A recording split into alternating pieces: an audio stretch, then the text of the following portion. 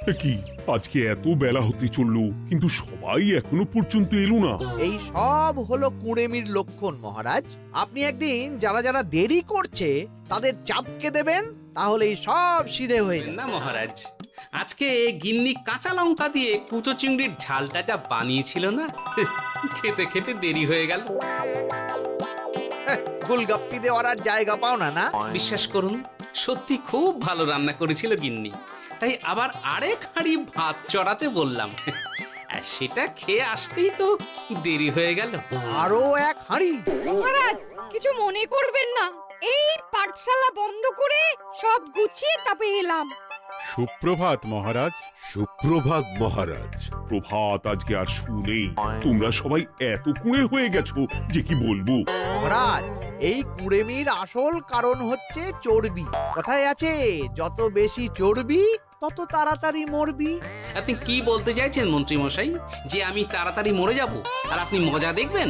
ঠাকুর ঘরে কে, আমি তো কলা খাইনি ব্যাপার হয়ে গেল। গোপালের একদম মোক্ষম জায়গায় আঘাত লেগেছে, যাকে বলে ওই আঁতে ঘা। তুমি বেশি কথা বলো না বৈদ্য, ছুঁচ করে চালুনির বিচার। হ্যাঁ, বৈদ্য তো দেরি করেই এসেছে। আমার মনে হয় প্রত্যেককে এমন ভাবে প্রশিক্ষণ দেওয়া দরকার যাতে তারা একটু চনমনে হয়ে ওঠে। হ্যাঁ মহারাজ, তাহলে আগামীকাল থেকেই শুরু হোক ব্যায়াম আর অস্ত্র শিক্ষা। হ্যাঁ, কুঁড়ে থাকলে রাজ্যের কোনো বিপদ আপদেই সভাসদেরা কাজে আসবে না। ঠিক বলেছেন মহারাজ। তাহলে আর দেরি কেন, চলো সবাই এখনই আমরা মাঠে যাই। এই তো মহারাজ ভরপেট খেয়ে এলাম, এখনই মাঠে? ও সব অজুহাত দিয়ে লাভ নেই, চলো চলো চলো।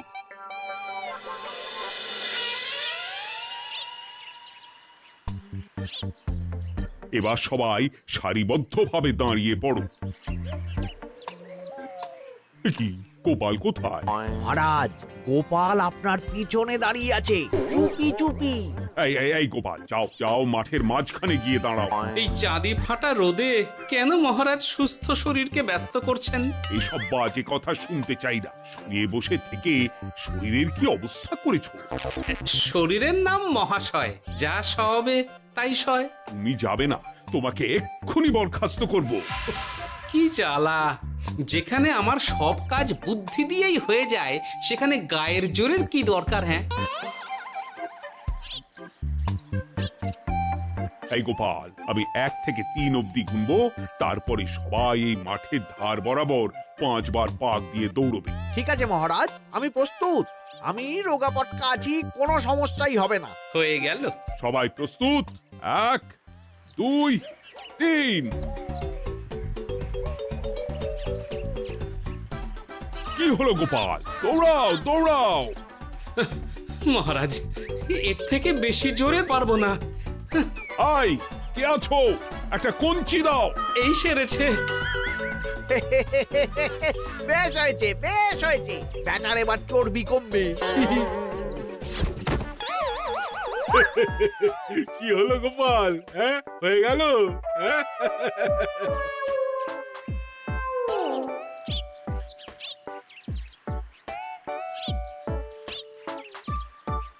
এই উল্টে উঠি, আমাদের দাদু উল্টে গেছে।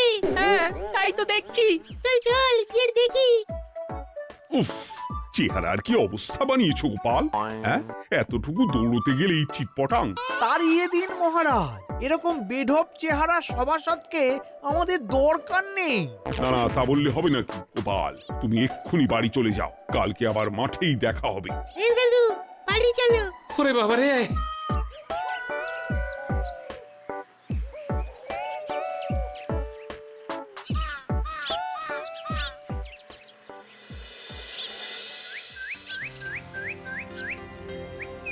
আরে ধুর ছাতার মাথা, তখন থেকে জল খেয়েই চলেছ। কি হয়েছে সেটা বলবে তো? শরীর চর্চা হয়েছে, শক্তি খরচা হয়েছে, আর পারছি না। উফ, বাপরে বাপ, কি পায়ে ব্যথা! এই জন্যেই আমি বলি বাপু, একটু বপুটাও নড়াও, কিন্তু কার কথা কে শোনে? ওরে বাবা, অকারণে সুস্থ শরীর ব্যস্ত করবো কেন বলো তো? বেশি নড়াচড়া করলেই আয়ু কমে যায়। তোমার এই বাজে কথা কোন শাস্ত্রে লেখা আছে শুনি? শাস্ত্রে কেন যাব, বাস্তবে জলজ্যান্ত উদাহরণ আছে। আমি মানতে পারছি না। হুম, মানতে পারছি না বললে তো হবে না, তোমাকে মানতেই হবে। বেশ, প্রমাণ করো। আমি যদি তোমাকে প্রমাণ করে দিতে পারি, তাহলে আজ থেকে বাড়ির বাজার দোকান করার দায়িত্বটাও তোমাকেই নিতে হবে। দিদা, তুমি তো ফেঁসে যাবে, দাদুর সঙ্গে বাজি লড়বে না। এই বাদ দে তো, তোর দাদু আগে প্রমাণ করুক যে বেশি নড়াচড়া করলে বয়স কমে। হ্যাঁ তাহলে বাজি? হ্যাঁ, বাজি। আচ্ছা ঠিক আছে, বেশ। তুমি একটা পশুর নাম বলো তো, যারা খুব তাড়াতাড়ি দৌড়য়। ঘোড়া, হরিণ, চিতাবাঘ আরো আছে। আচ্ছা, এবার সবচেয়ে আস্তে আস্তে কোন পশু চলে, এরকম একটা পশুর উদাহরণ দাও। কেন, কচ্ছপ? এই তো পেয়ে গেছে উত্তর। এবার তুমি বলো তো, কচ্ছপ কত বছর বাঁচে, আর ঘোড়া, হরিণ, চিতাবাঘ এরা কত বছর বাঁচে? চিতাবাঘ, ঘোড়া কেউই 30 বছরের বেশি বাঁচে না, কিন্তু কচ্ছপ 300 বছরও বেঁচে থাকে। হেরেছে, হেরেছে, আমার বউ হেরেছে। উফ, জীবনের কত বড় চাপ নেমে গেল। হ্যাঁ, এই তুমি আমাকে এভাবে হারালে। তখনই বললাম দাদুর সঙ্গে বাজি লড়তে যেও না। নাও, এবার খেলা সামলাও।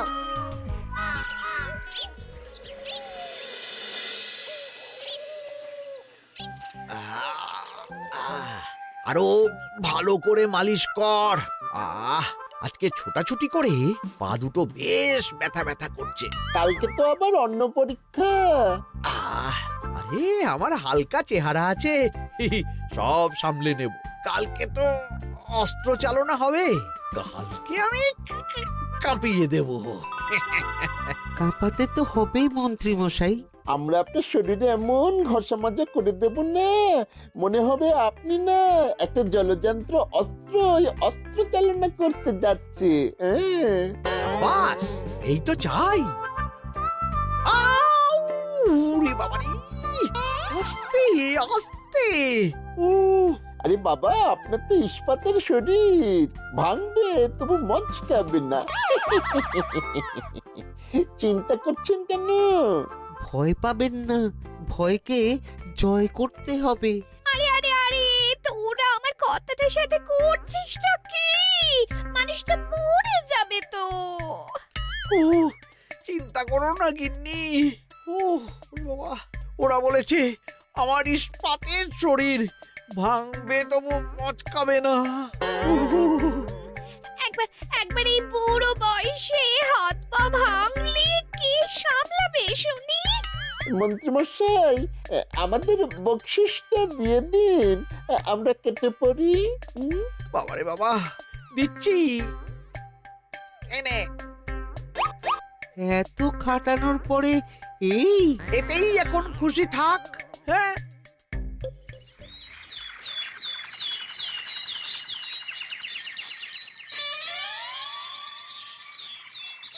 এবার তোমাদের সকলকে অস্ত্র শিক্ষা দেওয়া হবে। উফ, রোজ রোজ কি জ্বালাতনে পড়েছি, বাপরে বাপ।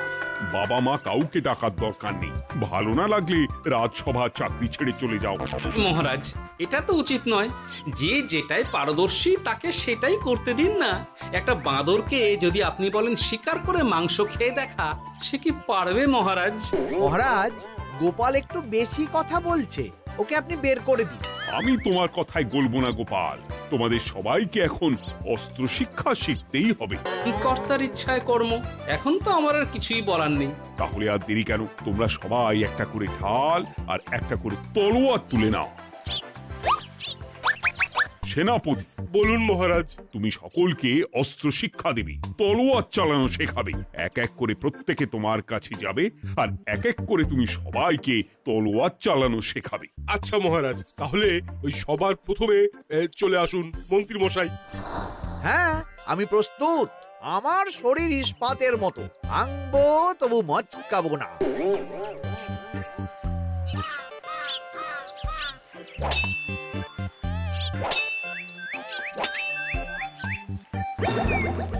কি কেমন দিলাম?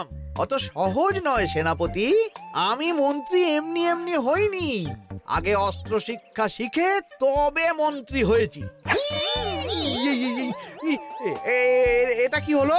হ্যাঁ, আপনি অস্ত্র শিক্ষায় পারদর্শী, কিন্তু আরো বিচক্ষণ হতে হবে। কারণ আজকে এই পাগড়ির জায়গায় আমি যদি তলোয়ার আপনার গলার দিকে চালাতাম, তাহলে কিন্তু আপনার এই ভবলীলা এখানেই সাঙ্গ হয়ে যেত। ঠিক আছে, মনে রাখবো। এবার বাকিদের তো ডাকো। হ্যাঁ, এরপরে তলোয়ার চালানো শিখতে আসবে গোপাল। গোপাল দাদু, গোপাল দাদু। বাবা বাবা বাবা, গোপাল তুমি আবার দল বল নিয়ে এসেছো। দেখি তোমার কত দম। গোপাল, তুমি প্রস্তুত হও। হ্যাঁ হ্যাঁ, আমি প্রস্তুত। ওরে বাবারে, এ তো ভয়ানক চাপের কাজ, আমাকে বেশ বেগ পেতে হচ্ছে। সামলাও গোপাল।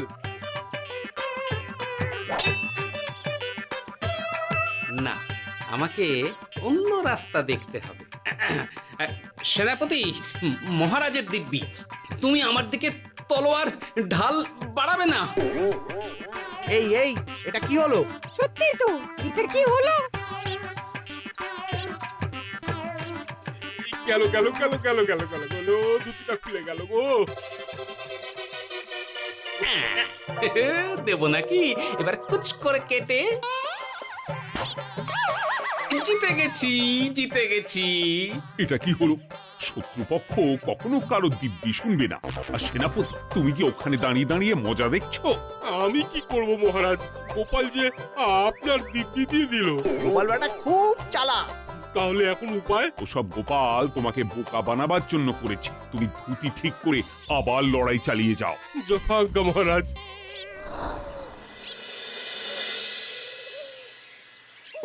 কিরে ন্যাপলা, তোদের দিদা আমার জন্য কি রান্না করে পাঠিয়েছে রে? এই তো ভাত, আলু সেদ্ধ, এই পুঁই শাকের ঝোল আর রুই মাছের ঝাল। আর তোদের যে তোষক, বিছানার চাদর আনতে বলেছিলাম, এনেছিস তো? ওই তো দাদু, পুটির গুলটে আর বাকিরা সবাই ধরাধরি করে নিয়ে আসছে। ব্যাস, তাহলে তার কোনো চিন্তা নেই। খেয়ে একটা জব্বর ঘুম দেব, কারণ এখানে যা রঙ্গ দেখছি তাতে বিকেল হয়ে যাবে। তলোয়ার শিক্ষা আজকের মতন এটুকুই থাক। এবার শুরু হবে বল্লম শিক্ষা। সবাই আবার আগের মতন সারিবদ্ধভাবে দাঁড়িয়ে পড়ো।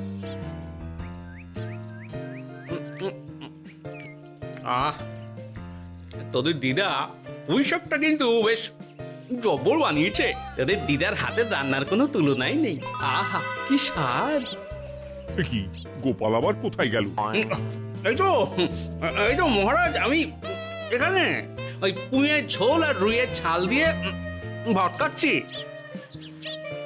এসব কি মাঠের মধ্যে খাওয়া?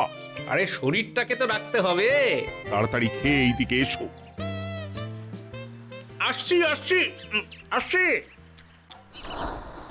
এবার আমি তোমাদের দেখাবো কিভাবে বল্লম নিয়ে তেড়ে যেতে হয়। দেখান মহারাজ।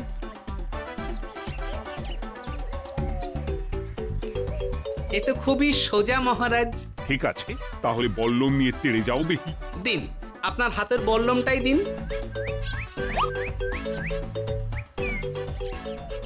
আরে আরে, গোপাল তো মাঠ থেকেই চলে গেল। আমি ডেকে আনছি মহারাজ। আরে আরে, ও গোপাল, গোপাল, মহারাজ ডাকছেন, থামো থামো। মহারাজ বলেছেন বল্লম নিয়ে তেড়ে যেতে, তেড়ে গিয়ে আবার ফিরে আসতে তো উনি বলেননি। আরে এ তো মহা মুশকিল।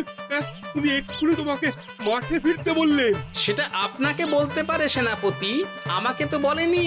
আমি চললাম।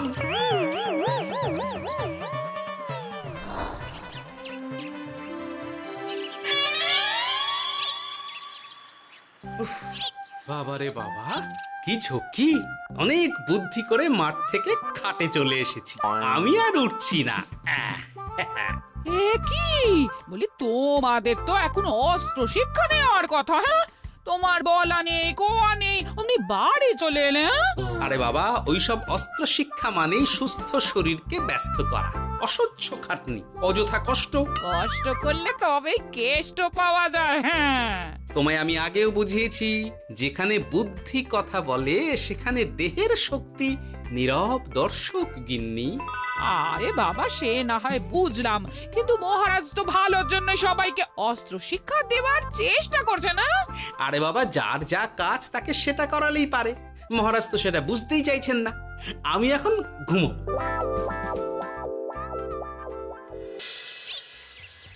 দরজা খোলো গোপাল, দরজা খোলো। গোপাল, গোপাল দরজা খোলো বলছি। ব্যাস হয়ে গেল, একটু শান্তিতে ঘুমাবো তার জো নেই। দরজা খোলো গোপাল। বলুন মহারাজ। তুমি কি পেয়েছোটা কি গোপাল? রাজসভায় দেরি করে আসবে, তারপর অস্ত্র শিক্ষার সময় ফাঁকিবাজি দেবে, এভাবে তো আর তোমাকে মনে হচ্ছে রাজসভায় রাখা যাবে না। মহারাজ, গোপাল তো মুখের কথার লোক নয়, ওকে তাড়িয়ে দিই। কেন মহারাজ? আমি কি এমন মহাপাপ করেছি যে আমাকে তাড়িয়ে দেবেন? এই যে আমার কথা শুনছো না, এটাই তোমার অপরাধ। অপরাধ নেবেন না মহারাজ। পণ্ডিতের দায়িত্ব পুজো করা, সভাকবির দায়িত্ব কবিতা বলা, সাহিত্য চর্চা করা, আর আমার দায়িত্ব হাসি মজা করে আপনার মন ভালো রাখা। কিন্তু আপনি আমাকে জোর করে যুদ্ধের ময়দানে ঠেলে দিতে চাইছেন। এটা আমার ইচ্ছে। আমিও তো মহারাজ ইচ্ছে করলেই অনেক কিছু করতে পারি। চোখ বন্ধ করে লক্ষ্য ভেদ করতে পারি, শুধু বুদ্ধি দিয়ে। আরে বাহ, এত বড় কথা! তাহলে মহারাজ, ওকে বলুন পরীক্ষা দিতে। কি পরীক্ষা? আমি একটা ঘরে বর্ম পরে দাঁড়িয়ে থাকবো, তোমার হাতে অস্ত্র দেব, আমার মাথায় একটা আপেল থাকতে হবে, আর তুমি কিভাবে আমার মাথা থেকে ওই আপেল ফেলতে পারো দেখব। এ তো খুবই সোজা। কি গোপাল, তাহলে লড়বে নাকি বাজি? হ্যাঁ, লড়তে রাজি আছি। তাহলে আজ রাতেই হয়ে যাক পরীক্ষা। যদি এই পরীক্ষায় উতরে গেলে তো ভালো, নইলে তোমার চাকরিটা গেল। গোপাল, তুমি পারবে তো? সে দেখাই যাবে। আজ রাতে তাহলে রাজবাড়িতে দেখা হচ্ছে। যদি আমি এই পরীক্ষায় বিফল হই, তাহলে আমার চাকরি আপনি কেড়ে নেবেন, আর যদি সফল হই তাহলে মন্ত্রী মশাইকে শাস্তি দেবেন। আমি নিজে সারা কৃষ্ণনগরে নাক্ষত দেব। বেশ, দেখা যাক।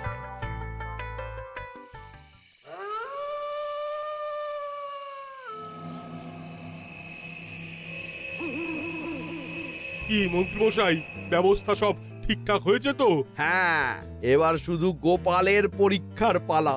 আমি তাহলে বাইরে গেলাম, গোপালকে পাঠিয়ে দিচ্ছি।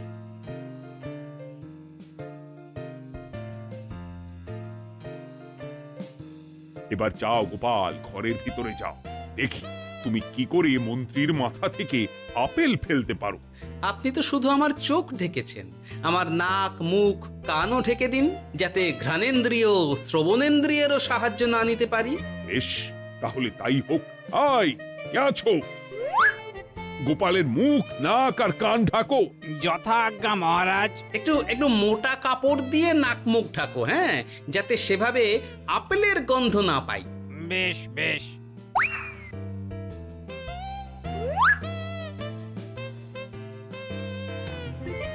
যাও গোপাল। গোপাল, এবার তোমার চাকরি গেল। এবার তুমি কি করবে? কি করবে? দৌড় ঝাঁপে ফাঁকিবাজি? হ্যাঁ,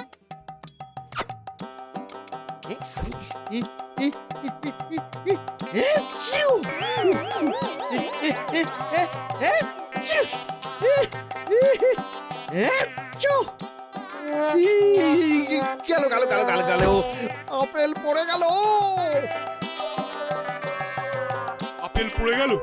মহারাজ, এর মধ্যেই গোপাল আপেল ফেলে দিয়েছে। ঘরের ভেতরে চলো।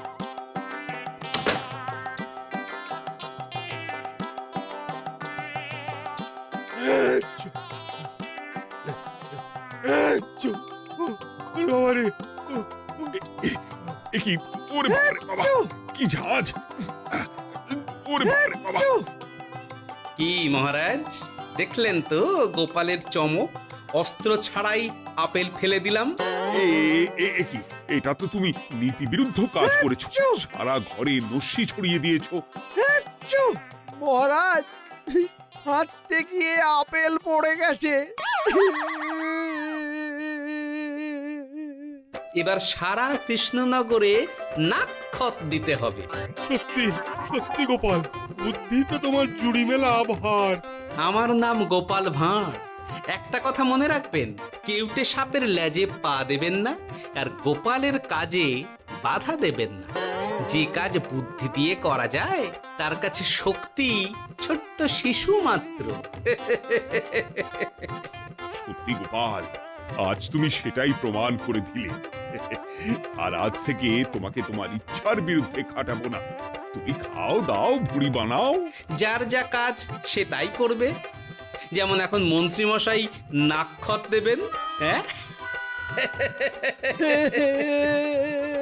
ভুল করে বাজি ধরে ফেলেছি, এখন নিজেই চাপে পড়ে গেলাম। তাহলে আর দেরি কেন? নাক্ষত এখন থেকেই শুরু হোক। কৃষ্ণনগরের রাস্তা শেষ হতে হতে সকাল হয়ে যাবে।